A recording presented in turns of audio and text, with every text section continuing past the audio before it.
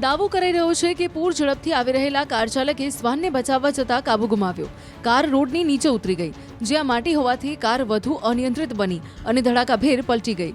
પલટતાની સાથે જ ધૂળની ડમરીઓ ઉડી અને બાદમાં કાર રોડની સામેની સાઈડમાં ઊભેલા ઝાડ સાથે અથડાઈ ગઈ. કાર એટલી જોરથી અથડાઈ કે ઝાડ પણ ડોલી ગયું.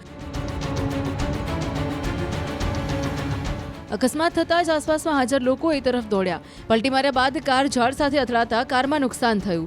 કારમાં સવાર ડોક્ટરને લોકોએ માંડ બહાર કાઢ્યા અને સારવાર માટે ખસેડ્યા. જો કે આ ભયંકર અકસ્માતના દ્રશ્યો જોઈને હચમચી જવાય એમ છે. બપોરે 1:27 અને 42 સેકન્ડે કાર આવે છે. ત્યારબાદ સીધી જ ધૂળની ડમરીઓ ઉડવા લાગે છે. દ્રશ્યોમાં જોવા મળી રહ્યું છે કે ચરિયાણમાં એક ગાય જેવું પ્રાણી દેખાઈ રહ્યું છે. તે તરત જ અવાજ સાંભળીને ગભરાઈને ભાગતું જોવા મળી રહ્યું છે. બાદમાં કાર ઝાડ સાથે અથડાઈ રહી છે.